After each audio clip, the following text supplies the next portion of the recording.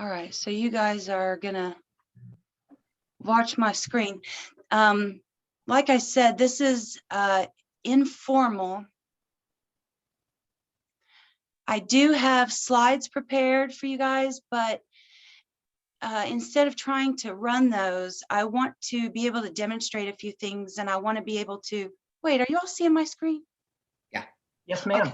Okay, so I wanted to be able to jump from here to there really easily to demonstrate a few things, and I don't know how to do that and not screw anything up. So this is the way it worked for me this morning. Thank you to TDEC for another quarterly webinar where we can come together and learn a little bit more about the internal processes and policies of TDEC, and we watershed groups can share ideas and give our feedback to TDEC and learn more about what we're doing here, because there are so many great activities going on in this state, and we are only aware of about 1/10 of them at any given time, it seems like. So we're all working together to share more information and seize more opportunities to work together collaboratively. So here we are in the welcome introductions and agenda review. We'll have Jenny Dodd's going to hit a document that they just released, I think in December. And then I'm going to talk to you guys fast and furious about TDEC data. And then Voyan Yannick and Rich Cochran are going to talk to us about their data viewers and map viewers. Then John, we can do a Q&A with John. So be thinking of your questions, drop them in chat, and John will be watching chat to see what we can cover during the Q&A, what we can elaborate on, because we'll hit a lot of things really fast. And then Jim Kovarik.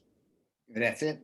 Okay, Kovarik of Protect Our Aquifer is going to talk to us about his efforts in Memphis, and Sandy Kurtz is going to tell us about the South Chickamauga Creek Greenway Alliance. And I got to attend a couple of their meetings, and they've got great things going on. And then I've only got 1 or 2 slides for news and events, and then Greg will wrap us up. So without further ado, I'm going to stop sharing. Well, I'll just leave that up. Jenny, if you want to talk about that guidance document. Yeah, great. Thank you, Kathy. And I might not even need a full 5 minutes. We have worked on this guidance document mostly, again, TDEC, we only have so much authority when it comes to anything remotely related to flooding. But we knew that a lot of times questions come to us, especially right after a flood, and when people want to clean out their streams or creeks, and or if they want to try to dredge them to try to make the streams flow faster. We get a lot of questions after floods specific to that, as well as a lot of questions just in trying to, when communities are trying to prevent flooding in the future. So we wanted to try to put as much information in one place where we can talk about what we allow and how people can get permits from us if they need, or what they can do without permits, but also to give them some idea of where there were other resources. Is there, I don't know, Kathy, do you have a slide that has the website for this up? No, okay. We can put it in the chat box then, just so folks will see how they can get to it, because and we've had some good feedback on it, so just excited to be able to put that out there. Oh, great, looks like Jacqueline already put it up. Okay, thanks so much. So Kathy, anything else y'all wanted to know? Oh wait, you're muted.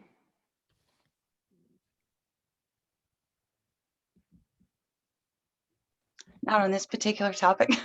Yeah. All right. Well, quick question, Jenny. Mm-hmm. I was talking about this just yesterday when I went by the Rutherford County offices, and they had mentioned the new flood maps that are out. And do you know much about that, or if there are going to be any public meetings or anything regarding that? About the new flood maps? Yeah, FEMA having some new maps. I'm not aware if they plan to have any meetings. What in particular were you wanting to hear? I just was curious. I'd heard they were coming out, but I'd heard there might be some public meetings, and I just wanted to share that information through the watershed group. If Well, there was. Yeah, we can ask around, and if we hear of anything, definitely share it. And I guess Kathy, if you would share it within this email group that you have, then that we'd be glad to share that information if we can find it.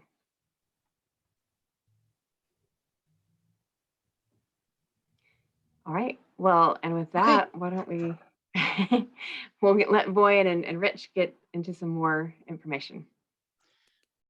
Okay, I'm gonna start us off here just with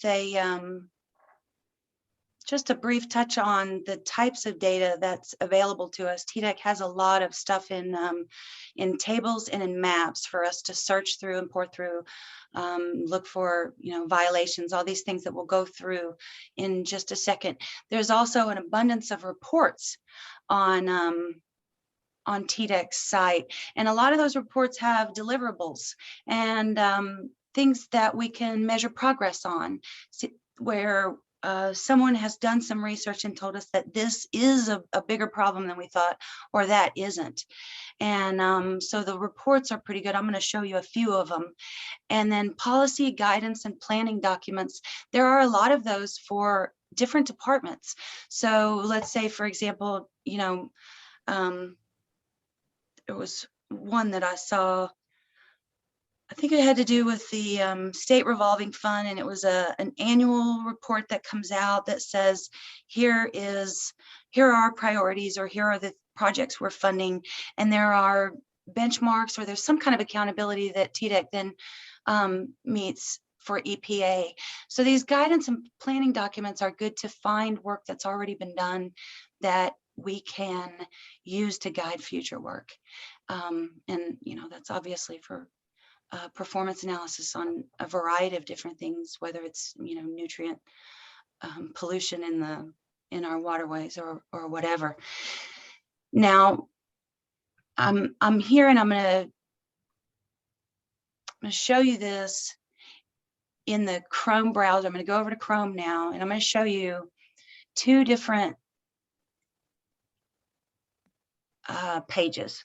So TDEC right now has, if you all see this icon up here, this red icon, the TN, that indicates you're on a new page. The blue stars icon indicates that you're on one of the older pages. There are some differences. The older pages are housed at tn.gov/environment. The newer pages are housed at tdec.tn.gov. Some of the pages, I believe TDEC is in some kind of a transition right now. So some of the pages, you might find a link that is a broken link. It doesn't go where it needs to. Just let TDEC know about that. I've sent them several of them. And then there are some other places, some other addresses that you might not recognize where you're at. So you can get lost in some of the website addresses. And if the tools are not there on the page to navigate easily, then you wind up looking up at the address bar. And if you don't have either one that you can rely on, that you understand how to navigate, then you can get lost in there. So we'll ask TDEC if they can give us a status update in the future on that transition process. Should we expect for those new pages to go to the new platform? Because there are more than just differences in the addresses. So for example, I think I have a slide on this. Okay, so when TDEC makes a change to their website, that's actually a change to data access. So if they've taken something off of there that we have found incredibly helpful for getting access to certain types of data, then it's incumbent upon us to give TDEC that feedback that says, hey, you had this on here, we really need that back. For example, I can understand how drop-down menus might be more of an antiquated program design feature. And so on the new pages, you don't have any drop-down menus. But I found drop-down menus to be extremely helpful in discovering all of the pages. It was like a sitemap of TDEC. It shows you all the different things that you can go exploring through. And, you know, a lot of these things, if without this leadership link, you might have to go through 3 other pages to get there. So if TDEC does away with the drop-down menus, I would love to see something in lieu of, maybe a sitemap or something like that, that shows us what we don't know. So we don't know that a natural resources database exists out there unless we see it in that drop-down menu. And it makes us aware that it exists because we're not TDEC. So we need a place to see all of TDEC's information spread out for us, in my opinion. But so that's the drop-down menus were good for navigation as well as information. Another change I noticed is that this calendar of events, which did have upcoming public participation opportunities, and I think it was linked to your public participation opportunities, or TDEC might have had to enter these manually, I'm not sure, but these were TDEC events in the different divisions. So you might have an air coming up or a water, but this calendar of events is gone on the new page. I couldn't find it anywhere.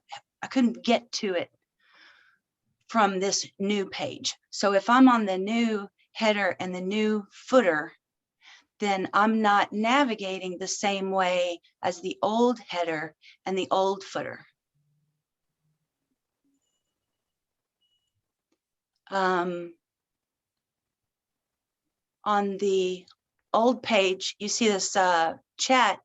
There was a chat option with tn.gov. So I don't think that was a TDEC chat option. I think it was a tn.gov option. And the chat window has gone away. I didn't even know that that was available. I don't know if I've ever used it, but that's a pretty handy function. So if it's a matter of just telling TDEC, if Tennessee state government keeps their chat function, that's a point to make to TDEC. We may want to keep that link to a live chat. And one more big difference that I noticed that will impact us in our discussion today is that at the footer of the new page, data viewers is not listed under resources. So on the footer of the old pages, we could always get to our data viewers down here in the footer. Always got there, got to here. But in the new page, we can't get to data viewers. That's been replaced by this, which is a list of these TDEC databases that I'm going to go through. But this is not a footer that shows up on every page. So if TDEC changes their footer permanently, there's no way to get to the databases without finding them within one of these menus. So I think that's a lost, a very handy resource, because a lot of the advocacy groups, we go to the data viewers constantly. So to have a quick link to data viewers on the main page is good, because this right here is not a clickable link. If this was a clickable link, went to your databases page, and then you also had a link down in resources that said eSearch TDEC databases, if you want to change the nomenclature, that would be helpful to have down there.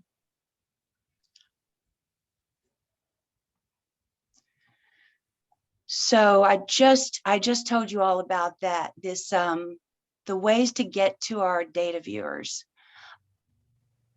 either through that on the new page in that list on the new home, or from the footers on the old page under resources, data viewers.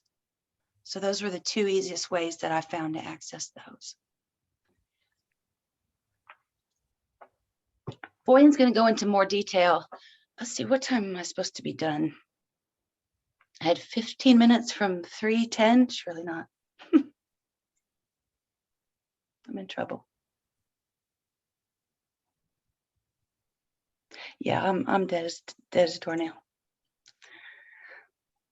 Okay, Boyan's going to go into a little more detail about the type of data that's available, but if you want to think of the data viewer, think of it in two ways: data viewers and map viewers.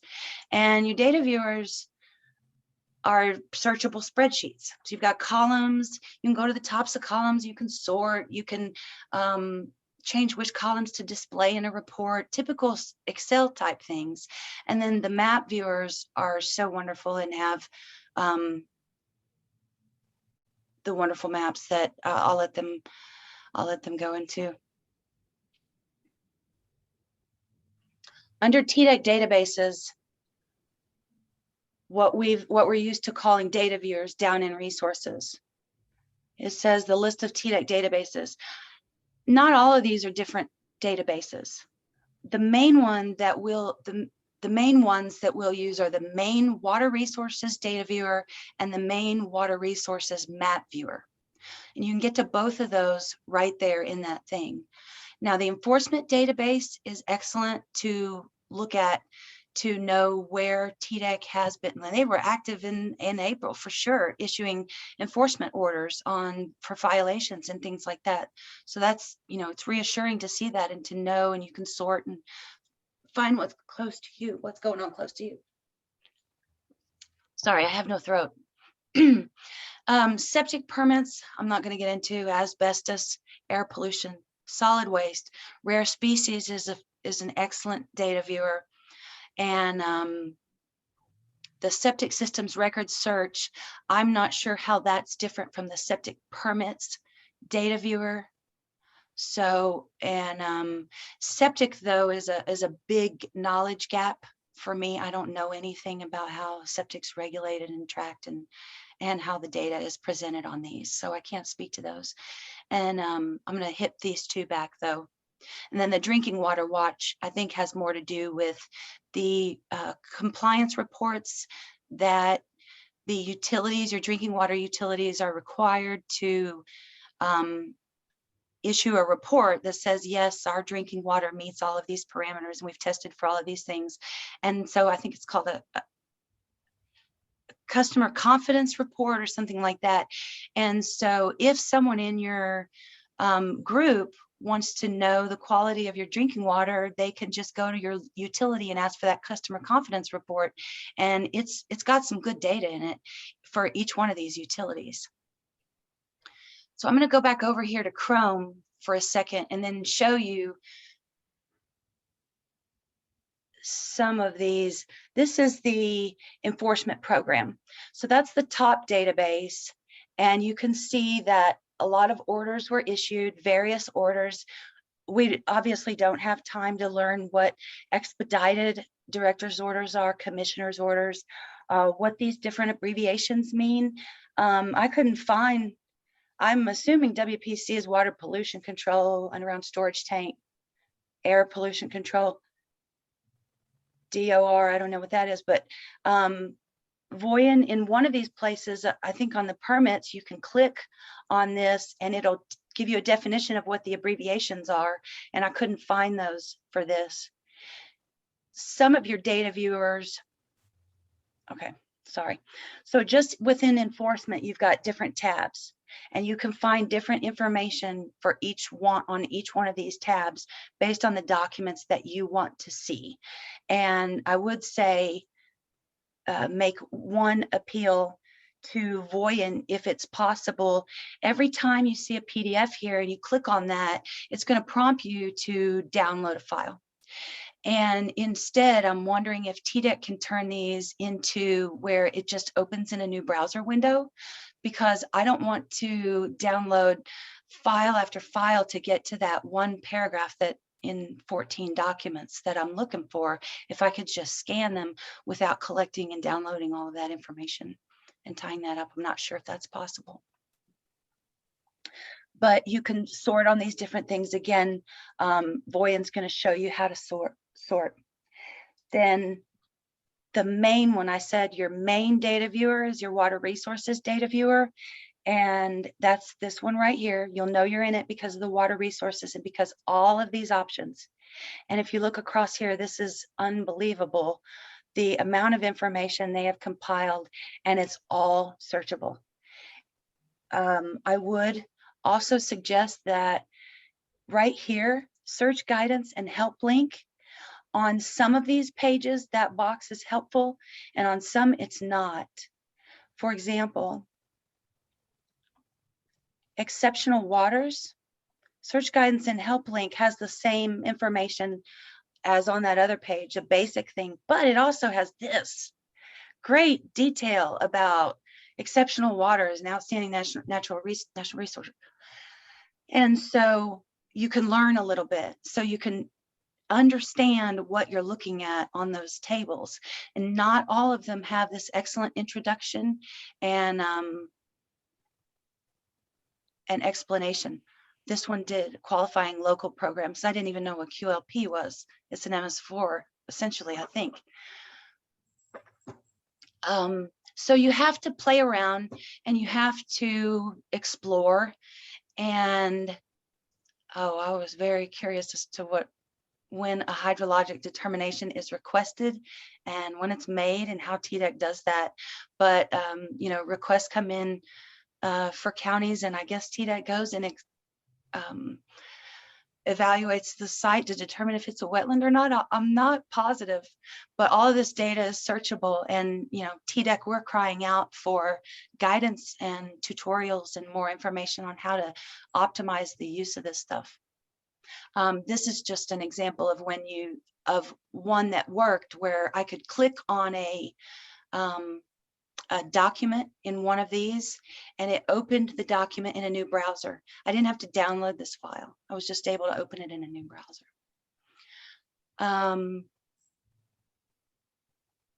Again, if you go back to this thing right here that I want to keep coming back to, the main one, the Water Resources Data Viewer and the Water Resources Map Viewer. Go back to that. You see all of these things that we can search on.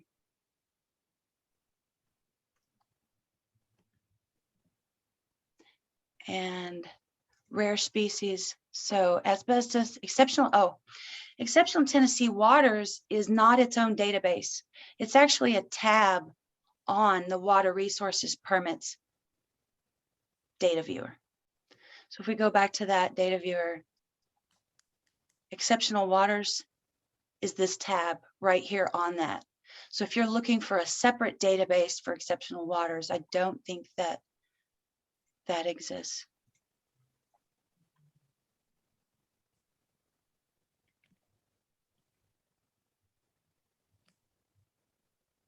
Rare species. It's fascinating, just fascinating what you can find in here.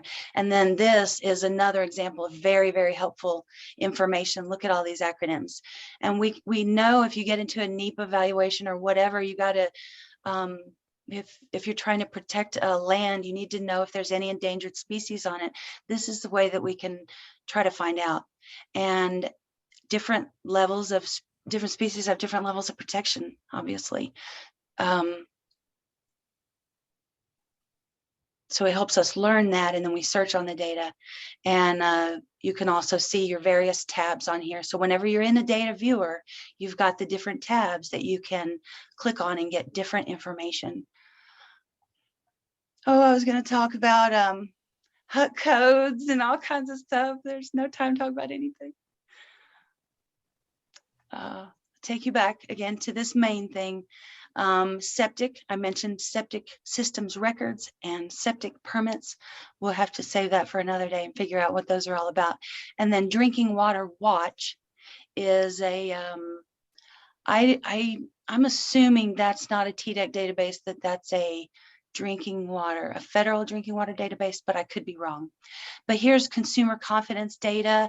You can put in the counties. You can find out which utilities serve different counties, and I think you can even click for their permits.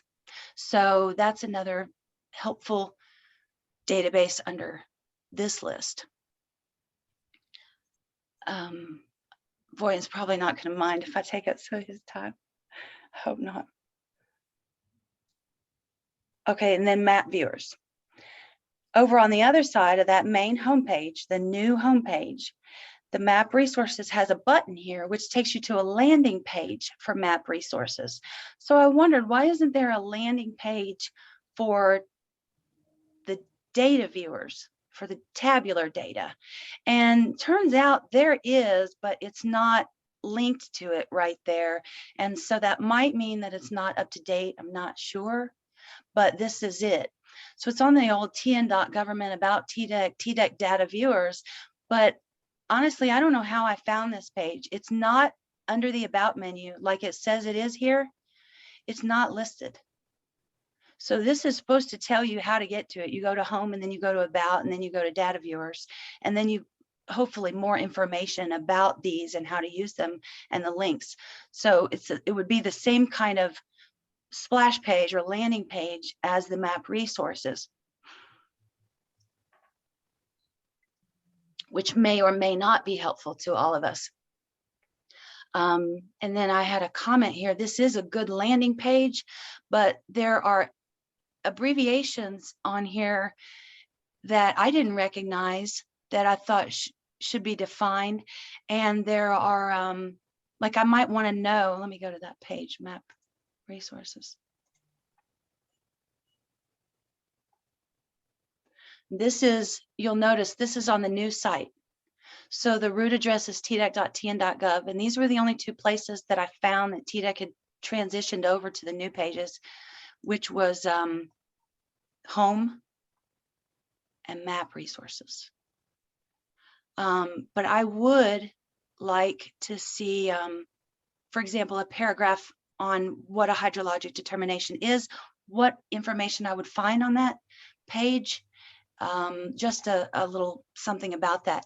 I have no idea what the difference between STS GIS and TNGIS are. I know this one will take you off of TDEC site onto a tn.gov GIS site. This one takes us to the finance department. So that must be the GIS site. So I think this could use a little bit of work. And as we are going through these pages and using them, I said before, it's incumbent upon us to give that feedback to TDEC to say, this I didn't find helpful, this I need help with. And every experience that I've had, they've bent over backwards to try to fix any problem anywhere that is pointed out. And then I also want to mention non-data data. There are a couple, I found a few good things that I want to mention. This page right here, water quality reports and publications. This is an excellent page. Where is it?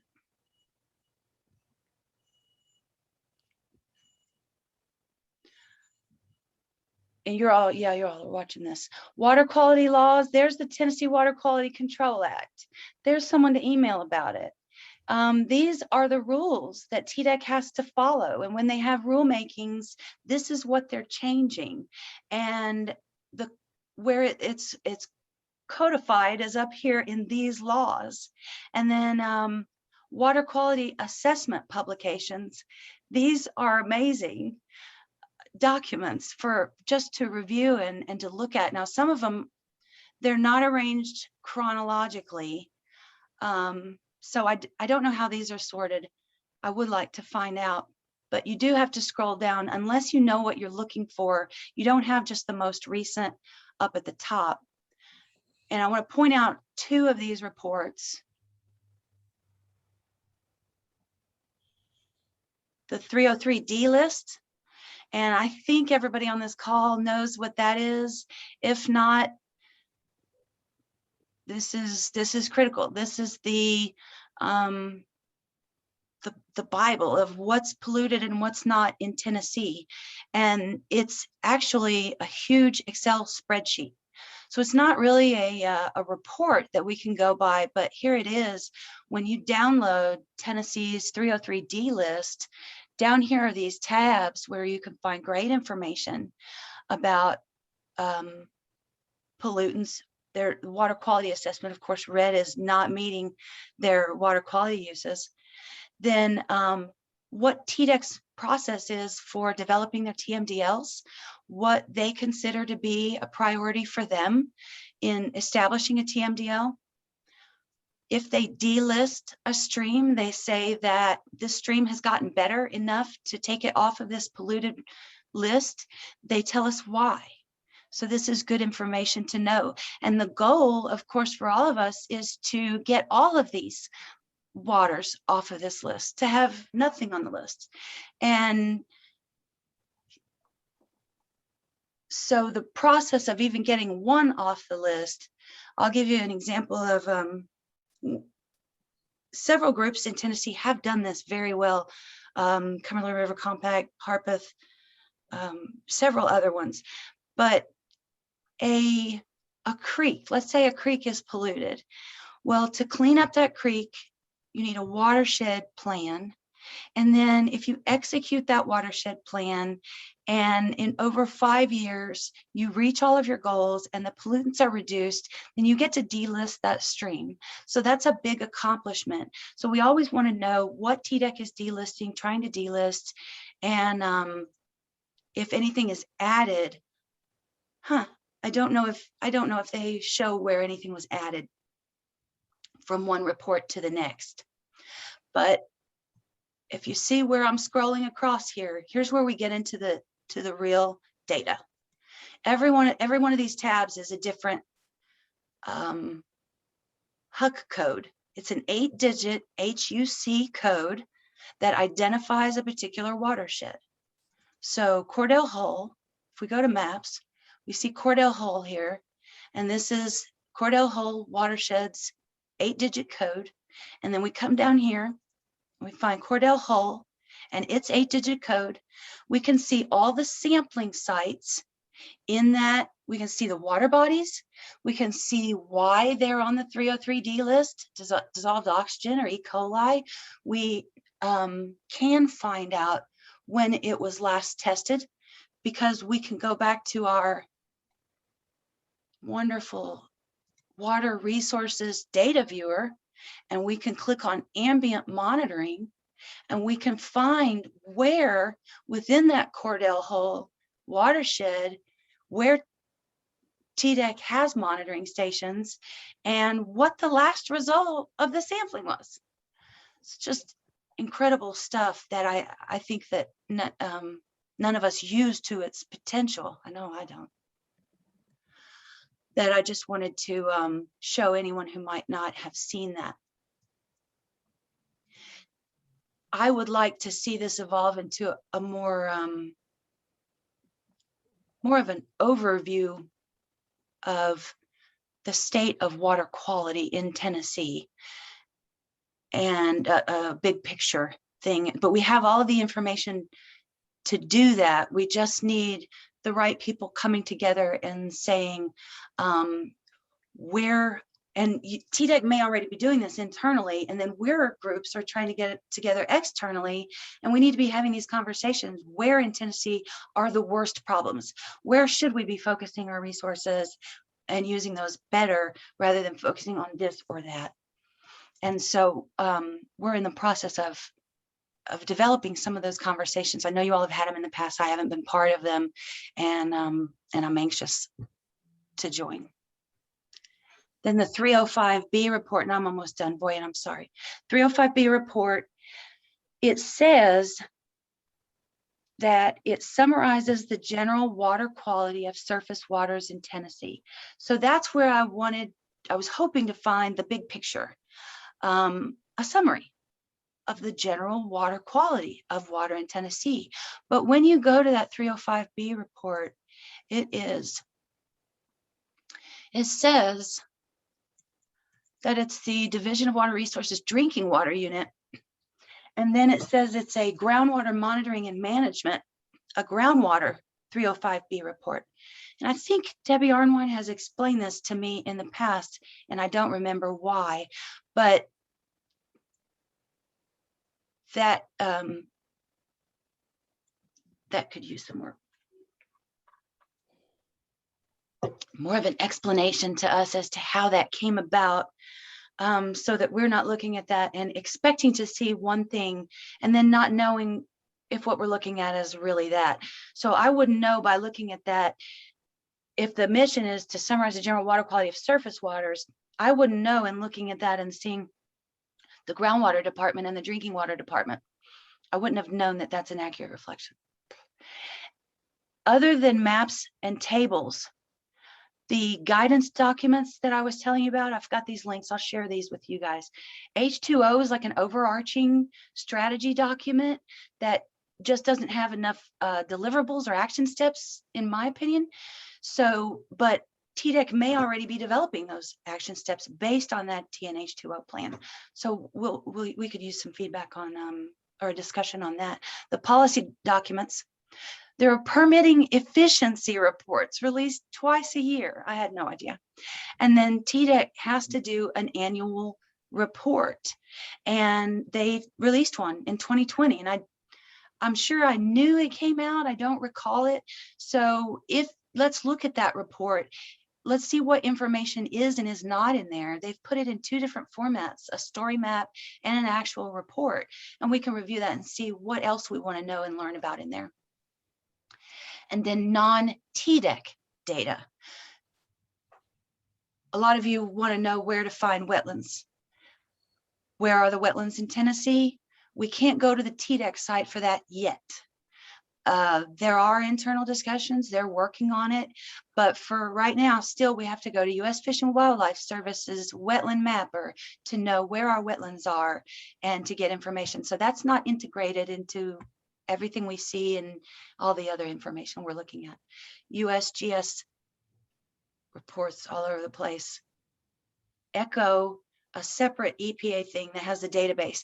ECHO is where you would find for NIPD's permits, the discharge reports that a Eastman Chemical is discharging into whatever river, the Holst or whatever, and they have a NIPD's permit. Every month they have to issue a DMR, a discharge monitoring report that says we are testing our discharge. We know that there are no pollutants going out into that water, and yet they self-monitor and they send that information either directly to TDEC and TDEC sends it to EPA, or they send it, something happens to that on its way, but that's all found in ECHO. So I haven't found a way on the TDEC site, you all can let me know, to search DMRs on the TDEC site.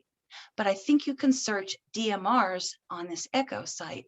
And the thing about this is that if no one's looking at the DMRs for violations, people can put violations on DMRs and it's not going to necessarily trigger an enforcement order. I don't think. Nothing automatically happens in terms of a violation. It may get overlooked. So that's something we might want to spend some more time looking at. You're all ready for me to shut up? How past time am I?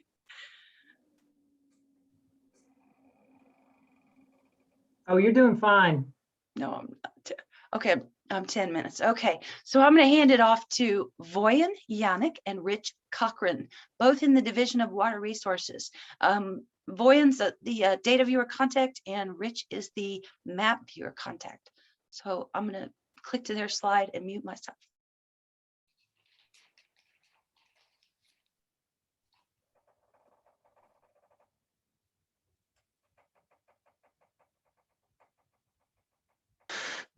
Thank you, Kathy. I'm unmuted and Rich is muted. Oh, he's unmuted as well. My name is Vojan Janic, and while you have introduced us as contacts for the data viewer and the map viewer, we also have other hats.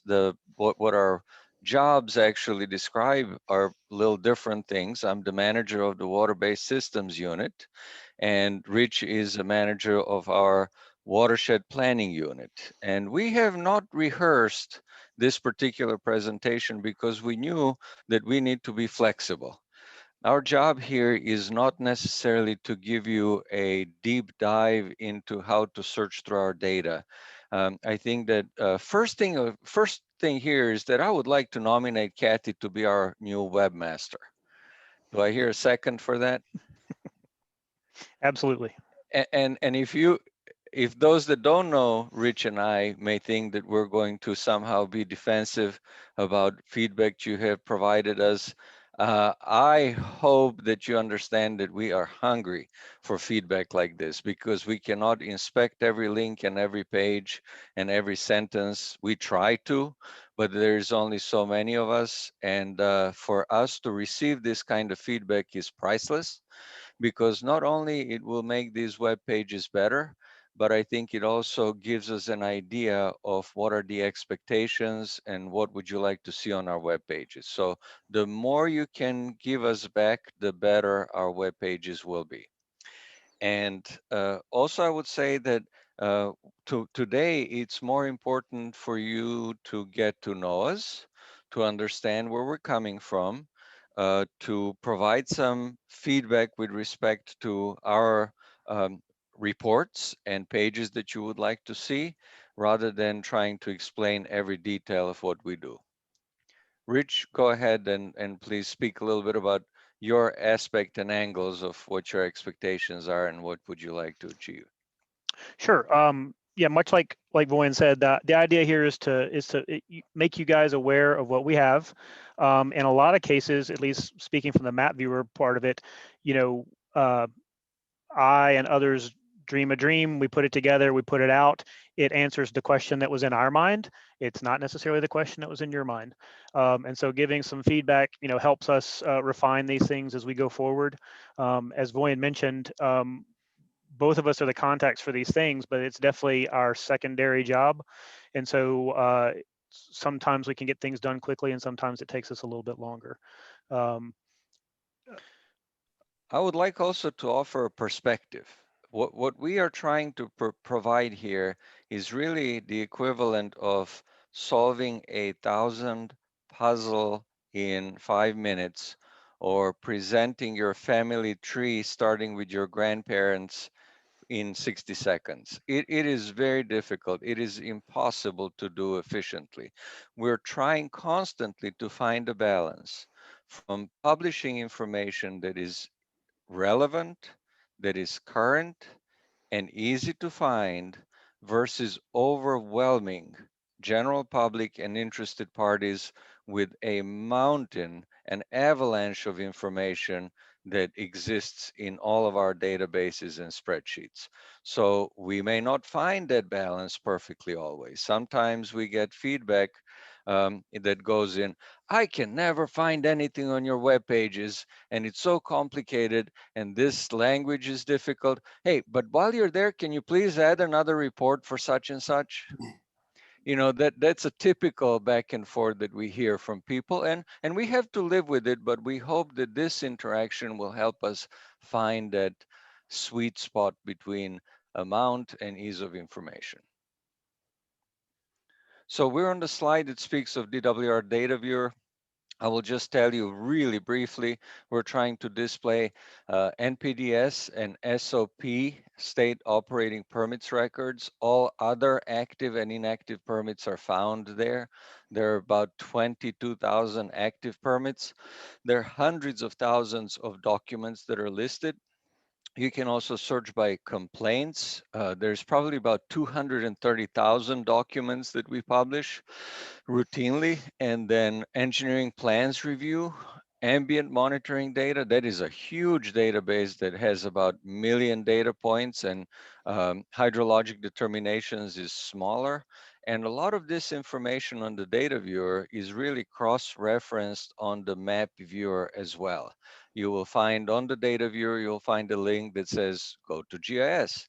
And on the map viewers, when you find a record that you're looking for, it has a little hyperlink built in the information that takes you to the data viewer. So if you find, say, an industrial or municipal facility you're interested in, and on the map viewer, you just see a purple colored dot. If you click on their, say, permit number, it will take you to a data viewer, which then will give you details such as affiliated documents, complaints, inspections, permits, and such.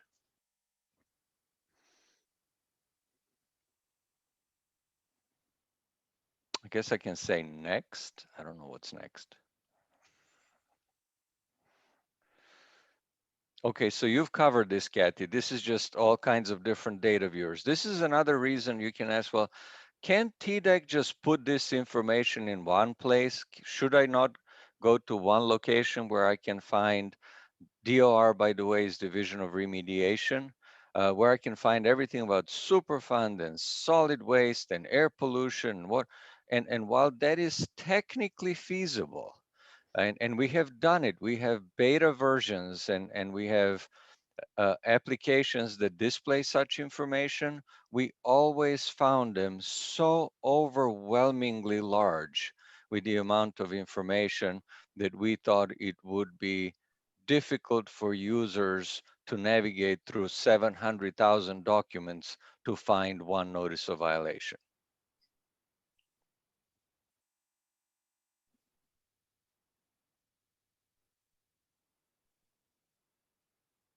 This is our list of various map viewers, and we create map viewers for different reasons. We had a lot more, and over time we've condensed them down into a fewer number to try to not confuse folks. One of the things that's a delicate balance with map viewers is to give you all the available information, but not just overwhelm you with stuff on a map. As Voyan mentioned, we've got thousands, hundreds of thousands of permit points. If you turn on all the permits when you turn on a map, it just covers the entire state with a bunch of dots and you can't see anything. And so being able to sort of balance how much information shows up on a map as you zoom in and zoom out, how many layers are there, giving you the opportunity to turn on and off layers. We really want to give you all the kind of spatial data that you someone would want without being so overwhelmed that it's mind numbing. I look at maps all the time, and so I can see things through the colors and things like that. But if I show these maps, say to my wife, she just stares at me. They're just a bunch of squiggly lines. So it takes a balance to sort of share the right amount of information and be able, and not overwhelm folks. So that's why we have a couple of different data viewers for different purposes, but generally they have a lot of similar data.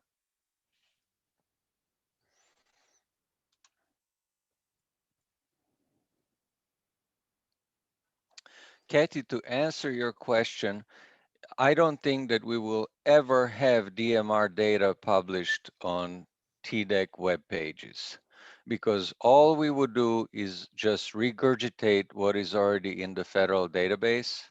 I guess it's technically feasible if there is a web service and we create a web service and then publish it.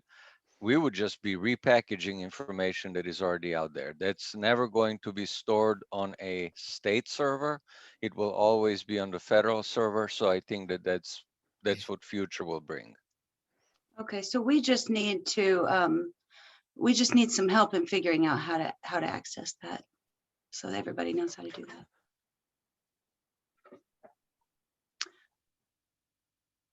And as far as PDFs opening as separate tabs or opening as a save as, if I'm not mistaken, that varies from browser to browser. And I think you can control it through your browser settings. I don't think we can control it on our application side. I have my browser setting to that. So I do that all the time in this browser. It opens a PDF link in a new browser window. So that's the default to do that. But it seems like the default on a lot of these files is to download. So we'll play around with it. We'll see. Maybe there's something we can change a setting on or something. All right. Oh, can you touch on Homeland Security for sure? Yes, there are certain activities and certain permits that are regulated by Homeland Security rules. So that would be location information regarding sensitive infrastructure in the state of Tennessee. That's how the law was written. Now you can say, well, can you please define what is sensitive infrastructure, and that's something that our attorneys have helped us with. And while that definition may vary depending of who you ask, we have agreed that any drinking water intakes and any structures that are related to distribution or storage of chemicals that is crucial for drinking water supplies should not be published readily on data viewers. So when somebody sets up, say, a new intake for a water treatment plant, for drinking water treatment plant, they will typically have to get an AREP permit. That AREP permit is not going to, or we try not to publish it on the data viewer, as that would be divulging specific information about location of such intake. I would I just would like to mention what Voyen is saying about source water intakes. I've seen those identified on maps, and it never occurred to me that that might be confidential information or to treat it as such. I thought that it was critical information, considering that, let's say the Department of Ag regulates aquatic weed management. So if there's a company that goes out on the boats and you hire them to pour the chemicals out in the lake, they have to make sure that they don't do it within X amount of distance from a drinking water source intake. So how would they know? And that's over there in Ag, but it wouldn't make sense if if we're asking for a pollution control that can't be enacted. Does that make sense? So that's just one odd point about that I wanted to bring up. We can discuss more. I So think for that particular example, we would always recommend for folks to contact us directly, and we can provide such information and say where those boundaries may be. But I don't think that we will be publishing that information, such as here's your lat and long of all the water intakes in the state. Okay. Okay. So the ease of accessibility is part of it. So it's not that it's just completely secret, but you just don't want to broadcast it.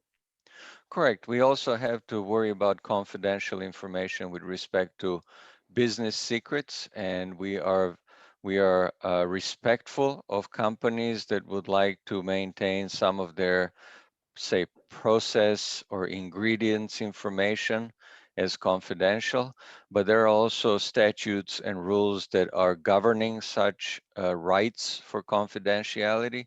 So anything that is part of the permit application cannot be by definition deemed confidential. So generally speaking, we try to never even have any confidential documents if we can help it in our databases. I don't want to see your social security number.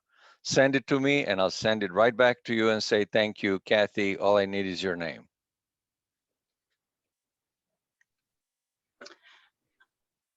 I would like to demonstrate this. Where are we at on time? We're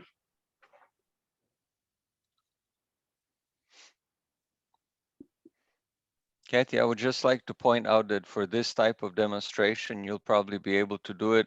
But remember that what we see on our screens, or at least what I see on my screen, lags what you say by about a second or two. oh, okay. So if you go and click through action button, filter things, show how interactive reports work, or sort things, we may not be seeing immediately what you're showing.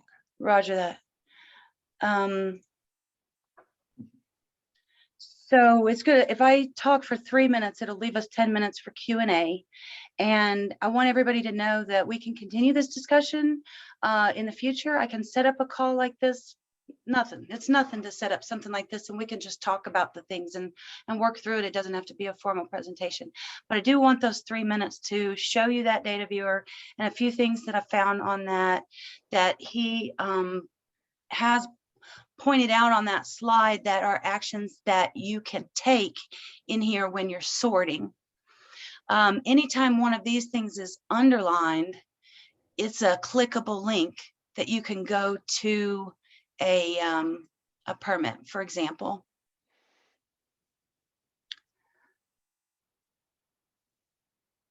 Permit type, here's where you can see the different types of permits. I found this extremely helpful. CAFO permits, mining permits, underground storage tanks.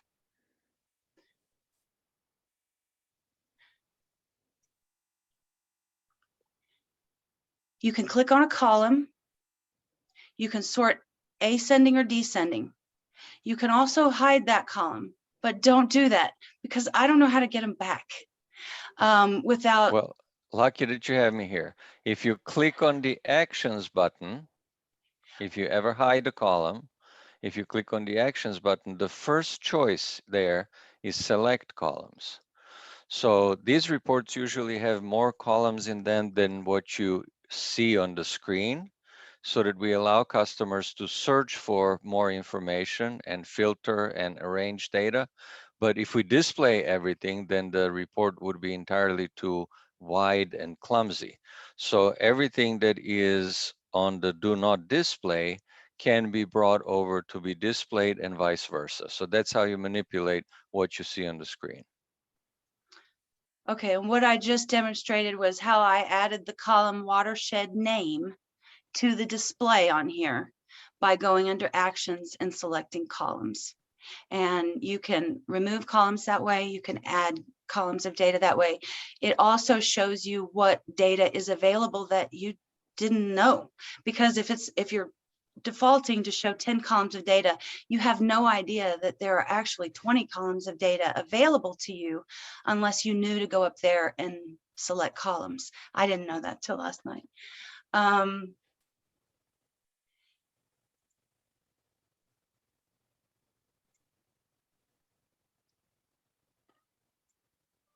I wanted them to see it. You can filter and sort and do all kinds of functions on columns that are not displayed.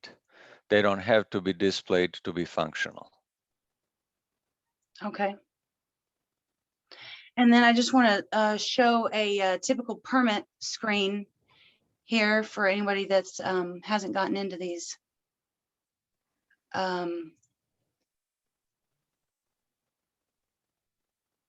There's a lot of information here. More than that, there's a lot of documents. So you can find, let's say that a permit is coming up for renewal. You can go in and look at that permit's history and find out if that company has had any violations, has had repeated violations. You get all the history here, and the documents go on and on. There are, there's only 5 here, but if there were 30 documents, historical documents associated with this permit, which has this TNR number, that's natural resources, that lets me know it's well, that it's an ARAP, but it's actually a construction general permit, which is another topic for another day. And very specific information. Download the documents. And your back to previous page button is not the same as your back browser. So this sometimes will get you back to previous page, sometimes takes you to a place where you weren't before, because that is a link. It's a button that goes to where it thinks you were before, and not necessarily where you were. Okay, that's all I'm going to do, and then I'll just turn it over to Q&A, and if there's any of these tabs you all want me to elaborate on, just let me know. All right, thanks, Kathy. And we really appreciate Jenny, Voyan, and Rich giving us a presentation on these topics. So now we have some time for questions. Feel free to just unmute your mic and ask away. Do we have any questions? You can also use the chat box to type them in, and I'll read them out loud. This is kind of unrelated, but it comes up sometimes is guidance for homeowners that live on a stream that want to put structures up. Bridges, like if it's a small stream, they want to put, little bridges, or if they are in a larger stream and they want to put a dock. I've never been able to find anything. I know something must exist, but can anybody help with anything that's already prepared that we could forward to folks who ask? Boyd, would you like to take that one? I wouldn't like to take that one, but I'll because it's not my wheelhouse. That is a natural resources type of question, but I can be dangerous enough to try to help. Activity like that for small stream crossing, we have a general ARAP permit, and if you go to our natural resources page, I think you will find Rich is probably already there. You can probably find information for small stream crossings. When you talk about a dock that would be placed that presumably would be on the reservoir somewhere, that would possibly be a combination of our ARAP permit as well as a permission from TVA or Corps of Engineers, depending on the location. Thanks. And I'm even thinking of like, is there a brochure that tells like the average homeowner, recommendations of what to do and not to do to look for this? Is there anything that exists to kind of like initiate that conversation, or does that need to be created? That was actually my question for you, based on your original question. I was trying to figure out if that was what you were asking, is if we had a document that you could share. I don't think we have something exactly what you're asking, but that's something that we could put into our to-do list of things that we think that like you need something else, I'm sure, huh? Well, I mean, it's good for us, Boyd was saying this earlier, it's good for us to get feedback on what citizens would find helpful. And I think Rich mentioned it earlier, we have ideas of what we think would be helpful, but it's good to get some more feedback too. A good brochure or a guidance document that we spend a couple of months writing for will save us years of answering the same question over and over again. So we're all for it. That's true. And I think a lot of citizens don't realize when they put those crossings up and then you have a lot of high water streams and they don't understand the connection to their erosion and, so that's the kind of document I was kind of hoping to find if you guys ever have anything like that or have time to create. Some of the ARAP permits, by the time we get to know about them, they're already pretty much decided. All the plans have been looked at and determined, and then they send out the notice of that the ARAP permit is basically approved with some public input afterwards, but it's almost done by that time. So I was wondering if there's any way that we can know what has been applied for. What are the permits that are being applied for, and can we see the plans? Excellent question. And this is very similar to what Kathy had asked us about 3 or 4 weeks ago when we were preparing for this get together. And it was maybe posed as a little different question. And it was asked as, is there a way that you can show us all the permits that are currently in the works? Permits that are either applied for or that are on the public notice where your comment period is still open. And Rich and I are working on setting up a separate report within Data Viewer that will show exactly which permits we are still receiving comments for and how many days is left on the comment period.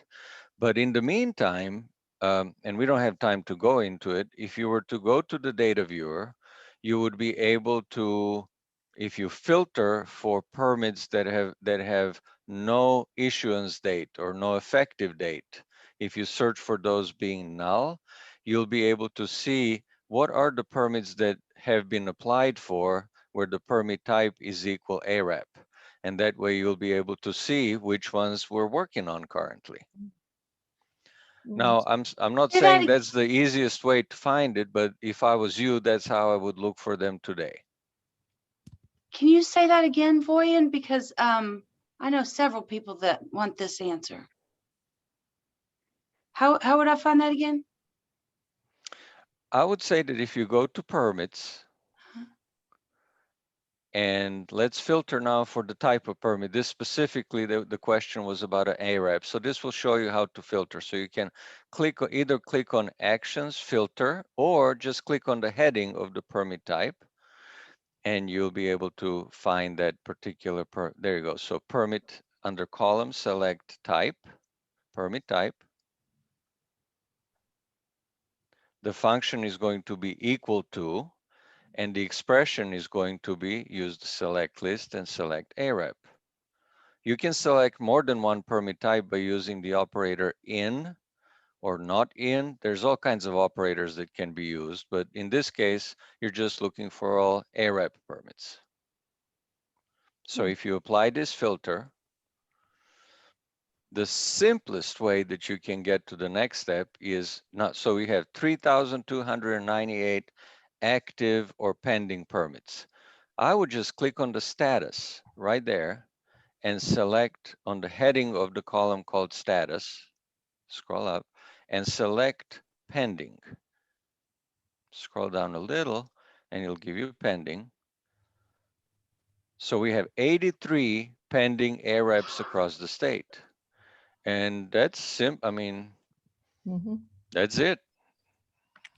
That's what we're considering. We haven't found these complete or incomplete. We haven't drafted the permit. These are just things that came through the door and are probably less than 30 days old. We're still mulling over what to do next. Hmm.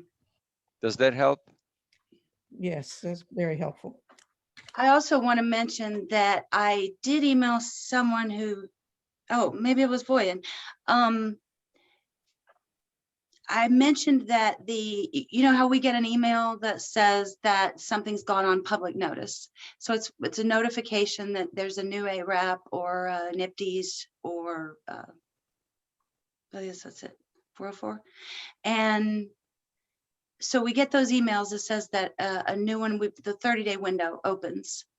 And a couple of people had asked me if TDEC could give those notification emails at the time that an ARAP application is received so that we don't have to go to this page and do those, put in those parameters and look through all of these to find the ones that might be near us.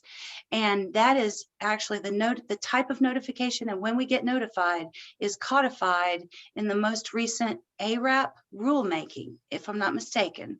So if we had a request for TDEC to notify us when an ARAP application is received, not just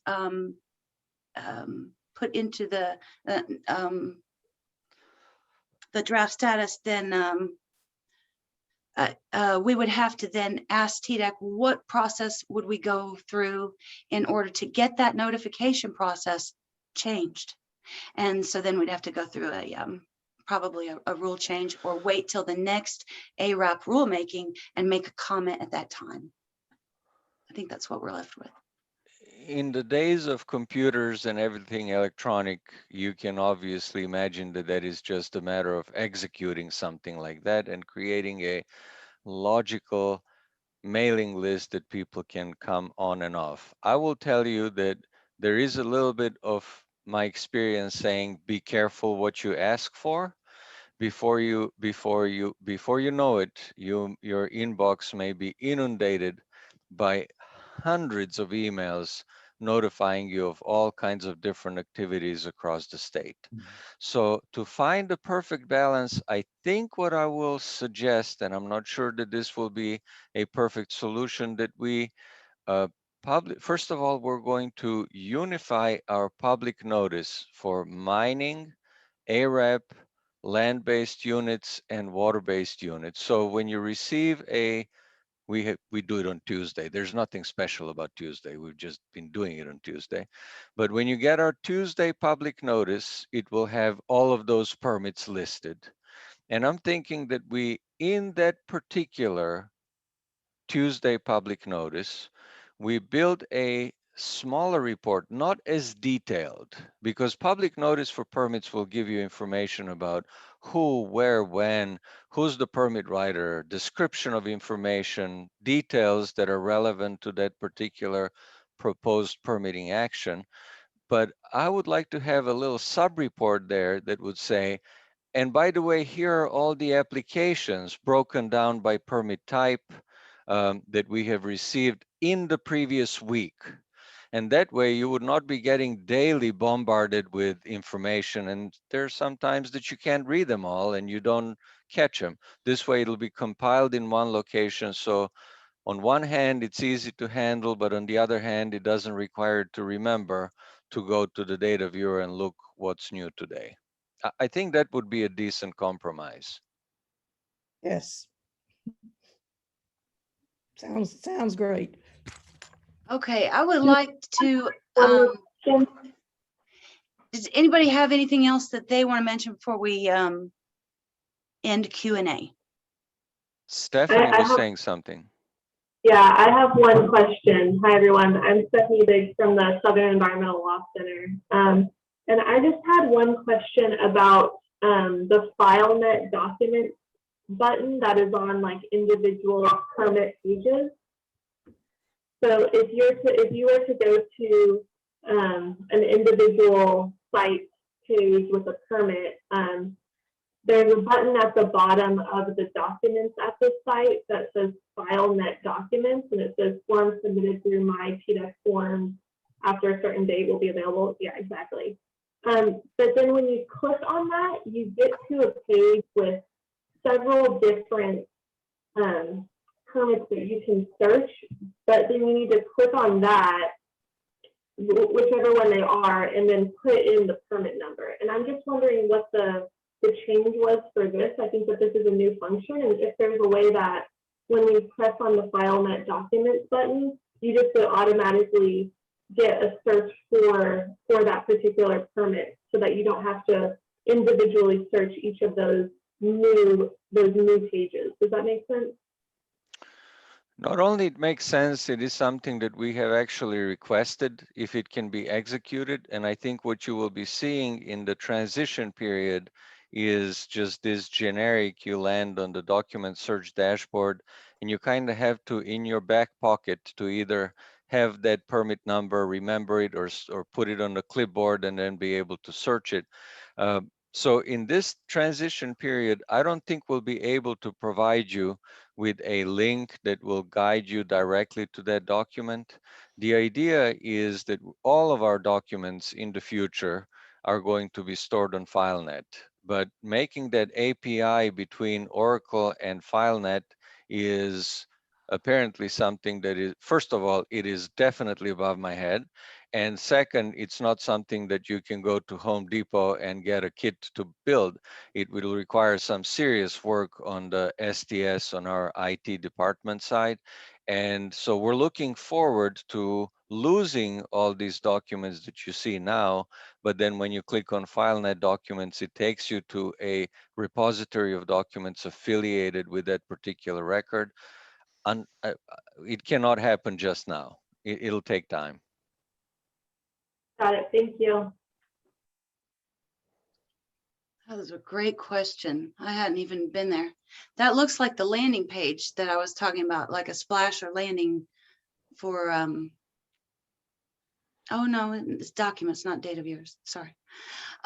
Jim, can you tell us what you've been up to over there in Memphis? Yeah, is there any way that I can put a PowerPoint up if I share my screen?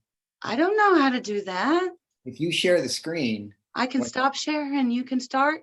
Yes.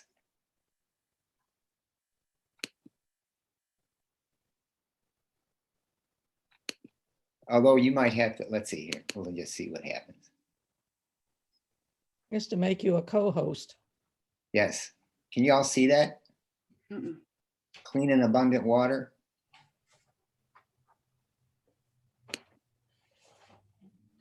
I think, Kathy, you have to share, let me share. Kathy, I think you have to hit the share button and there's an option to share with everybody on here, and then he can share directly. It's just it's like a little switch under the share thing. When you hit share, right as you hover over it, as since you're the owner of the meeting.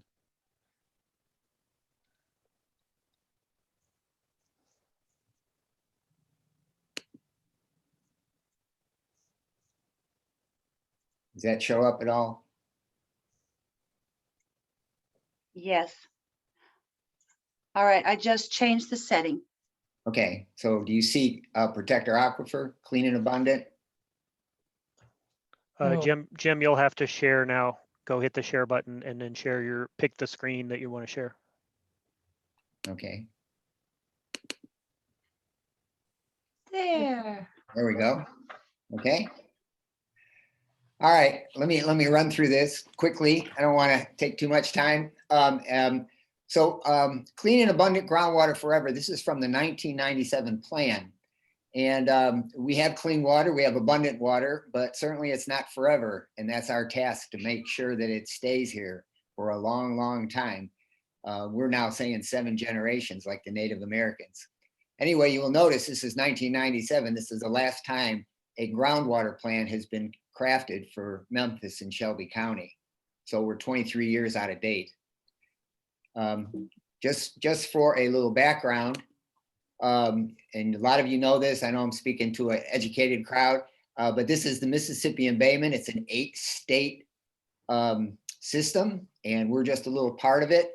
And then, of course, here is our part of it.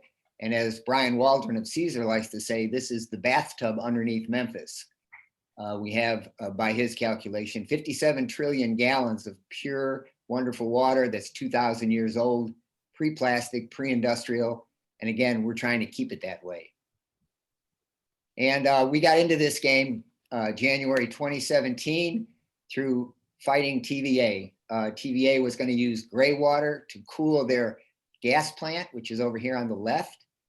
And instead, in the middle of the night, they drilled 5 deep wells and were going to use drinking water, 4 to 10 million gallons a day, in order to cool the plant. And that was a quantity problem. What we found out later, TDEC wisely asked them to do a pump test. And you see that here's the old Allen coal plant and their coal ash ponds. And as they cranked these 5 wells up, they started drawing water down into the monitoring wells at the bottom of the upper aquifer. And there's also a breach in this area. So had they cranked those wells up without looking and studying what was happening, they would have been pulling coal ash contamination, terrible amounts of arsenic particularly. There were 9 identified chemicals into the drinking water aquifer in that area. So luckily, the health department at that point shut them down and said they can only be used in dire emergency. At this point, they use MLG&W pumped water. And if you want to look, here's what it looks like underneath the coal ash plant, underneath the old coal plant. This is the coal ash ponds. And again, we have these plumes under there, and they're still there and moving. And so it became a quality problem that were they to use these wells, we'd be hurting the quality of the drinking water aquifer. And so as we started to learn, as we would get into these different situations in Shelby County and Memphis, that there's a lot of contamination, a lot of pollution. Here's a quick look at Collierville, which is a Superfund site. It's managed by TDEC and EPA, has been for years. And as you see there, TCE and chromium moving underneath the ground. And by the way, this is on Poplar Avenue, right in the heart of Collierville, which is a fairly well-to-do suburb in Shelby County of Memphis. And again, TDEC and EPA are working on this on a daily basis. And then if you want to get the big picture look, here it is. Here's the dots are contaminated sites in Shelby County. And you know, one of our goals in the future is to attend to each one of these sites and see what can be done. Of course, some of these are Superfund sites, and again, they're under the care of the state and the federal authorities. This map is good that you can see. And by the way, I was noticing that idea of the Homeland Security. One of the problems, I just want to comment on that. You know, there is 100 years of data out there that, for instance, identifies carefully all of these well fields that MLG&W has. And of course, these are the green areas, the sort of rectangular areas. And so it's very hard, you know, you can look in old documents and get this information easily that now is banned or at least more guarded because of Homeland Security. But anyway, so here are, you know, contaminated sites. You see over here, this little flag here, and the map's not quite big enough, but this gray area over to the right in East Shelby County, Fayette County, and going north is the recharge area for the aquifer. This is where the bathtub comes to the surface. And anything that happens on that surface is not protected by a clay layer. So it just goes right into the aquifer. And then the green are the known breaches. And you can see down here, and I'm going to talk about this in just a second, the Davis well field, there's a known breach here, and there are suspected breaches in this area as well. And that's the yellow area. And this all came to a head, of course, and you're probably all familiar, maybe worn out already on the Behalian Pipeline. But we worry a lot about this Behalian Pipeline. And that's this red line running through here. And as you see, it runs right through a wellhead protection area of MLG&W. And that Davis well field thing is right here, and that known breach. And then you see here further research of suspected breaches. The purple there are suspected breaches. And there was a 2018 study done by Caesar at the University of Memphis that said these areas need much more study. We're not quite sure what's happening. And here we are about to, you know, we're being presented with the choice of this pipeline. And there was never a serious study of groundwater and aquifer activity and clay layer, where the clay layer is in this route, along this route. So again, you know, we're still screaming and hollering and saying, we don't know what we're doing. We don't know where this pipeline's crossing. We don't know what's going to happen if there is a rupture or a spill. And again, that's quite an ongoing saga. It's up next Tuesday. City Council's trying to pass an ordinance that will regulate the movement of hazardous materials across the top of the aquifer. And again, you know, that doesn't account for Mississippi. And of course, y'all might know that TDEC and the state of Tennessee has a little bit more rigorous take on protecting our water resources. Mississippi's a little bit looser. They don't really have an ARAP type process.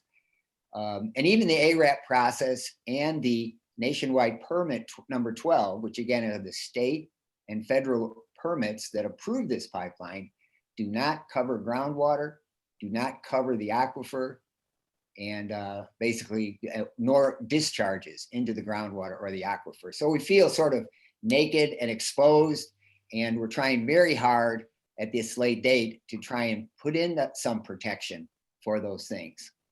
And this is what we found out in the course of our 4 years in operation. This is what is supposed to be regulating our groundwater and the aquifer, the Shelby County Groundwater Board, and that's a volunteer mayoral appointed group from the 6 municipalities in Shelby County, and the health department, which is supposed to be the staff for the groundwater board. Well, we found out that when COVID hit, that was not a very good system. COVID hit, the health department had larger concerns. The water management division, they lost 2 longtime employees, and they have not even recovered from that loss of personnel. And even that personnel and their budget doesn't allow them to do the type of work that we know needs to be done to not only monitor, manage, preserve, and conserve the Memphis sand aquifer. So our goal right now, we have 2 goals. One is to create a separate water management department in Shelby County that would address ideas like when someone wants to run a pipeline across. And our much larger goal is to think about this in a much larger way for all of West Tennessee to begin with, and possibly a bioregional trust, including Arkansas and Mississippi. And, you know, funny thing that has happened in this Behalian Pipeline is we have made a lot of friends in northern Mississippi who are really rooting for us, and we're rooting for them. And that we've already begun talking about some of this, even though, and some of you might know about the court case, that court case has not yet been decided, but we're still talking with the folks in Mississippi, seeing what can be done. And that's our long-term goal. But simple, effective management in Shelby County does not exist. And that's what our primary singular short-term goal is for our group. So I'll leave it there. Any questions?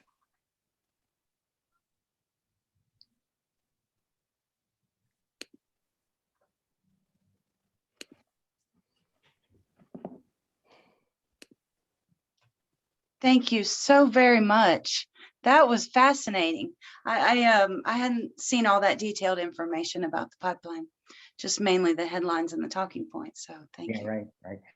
Yeah. I'm assembling and keeping a list of articles, news stories. It's been TV, it's been on the Discovery Channel, it's been ABC, NBC, CBS, and I'm on 9 pages of references, and they're only 3-line references.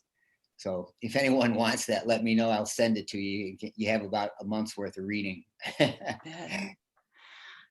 All right, great. I don't have any real announcements for the end, and Greg ditched us, so you can.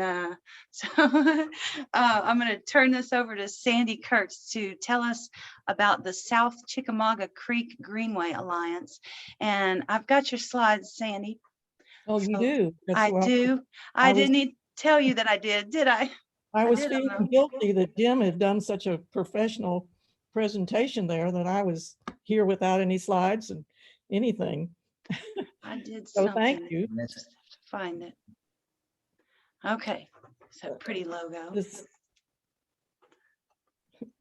There it is.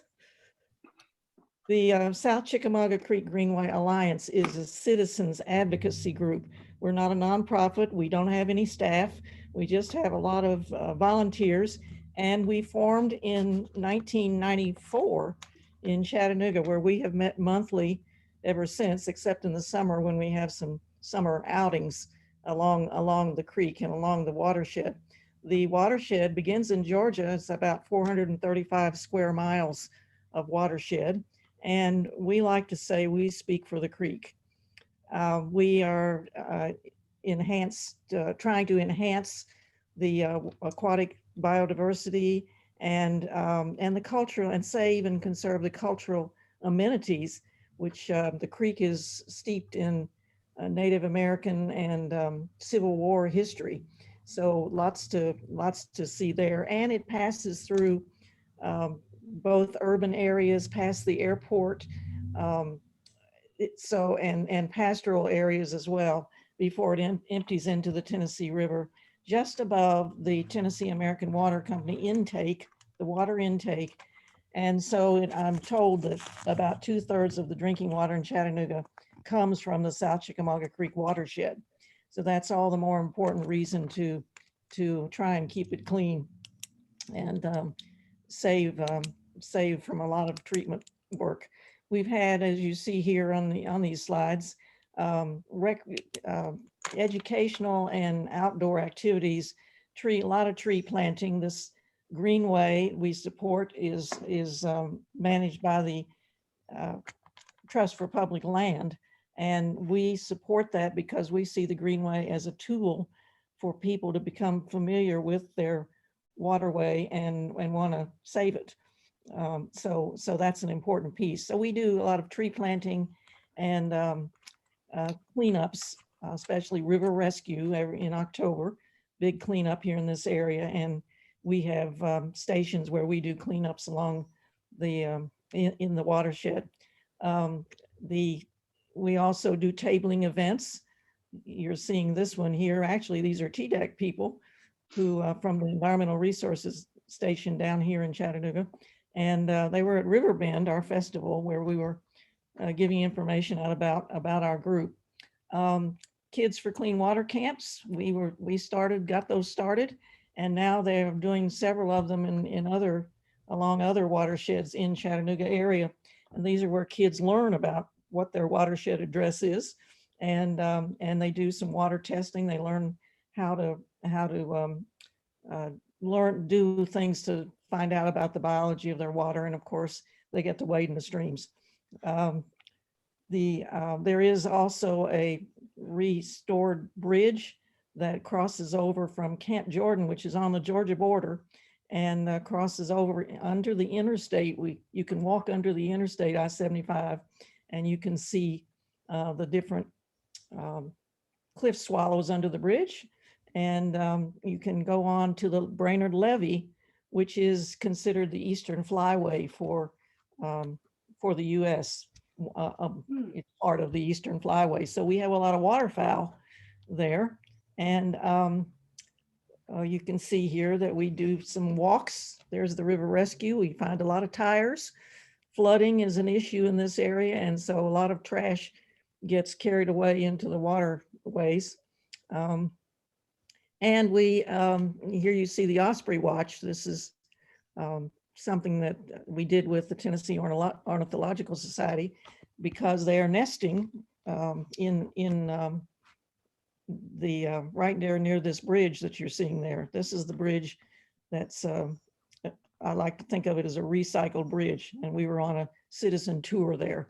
But the other piece that we do, in addition to recreational, there's canoeing. A lot of people are finding out that they can paddle along South Chickamauga Creek, and structured groups as well. And the other thing we do is policy.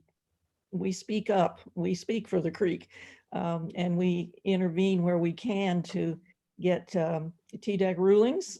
We were just recently, we were very instrumental in getting the steep slopes ordinance passed. That's a start on protecting both our steep slopes and from irresponsible development. And also we're working toward floodplain protection, because a lot of what happens in our area, probably in other cities, there's a lot of floodplain filling in of dirt, and that really loses the wetlands. We also have been trying to stop the heavy loss of a wetland that's near where they're doing the split, the I-75, I-24 split in Chattanooga. That interstate has been a traffic problem forever and ever, and TDOT has done a lot of, they're building and constructing, and they're making it wider, and it's supposed to be better. I'm not so sure, but anyway, they did some wetland mitigation, and they did a good job on that.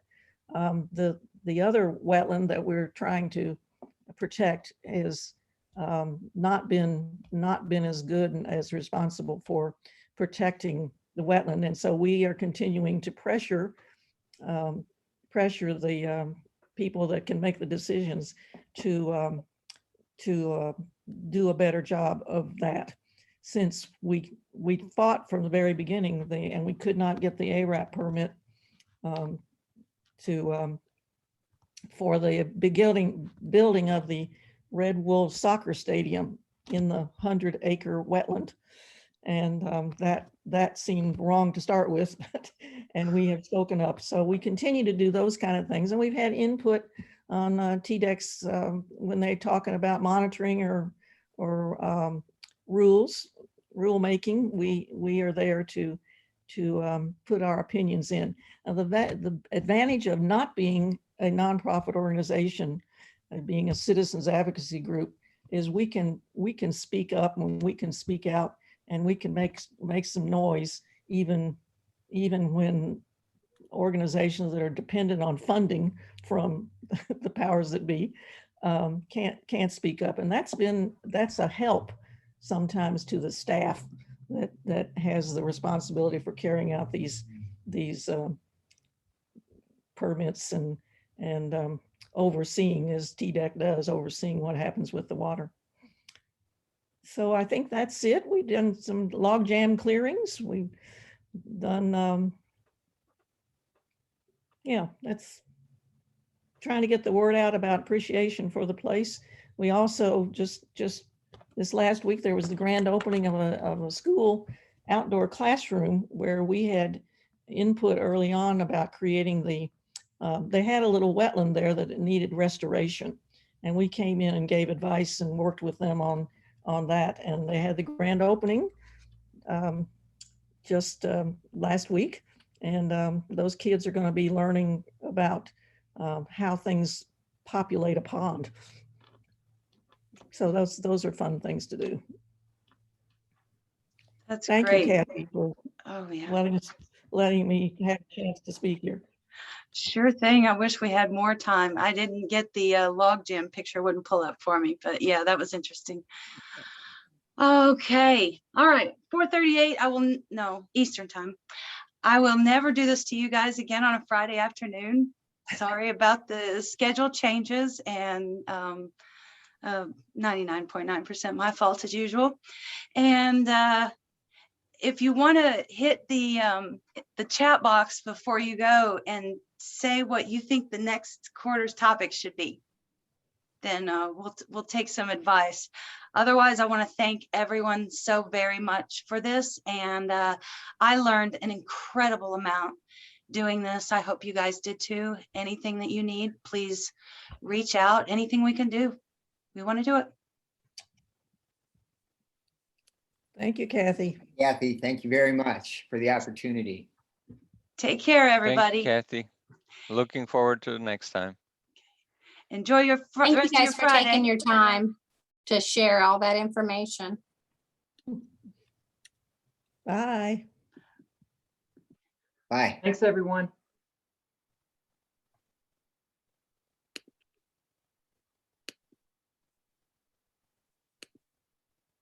Hey, Kathy, do you want to stay on?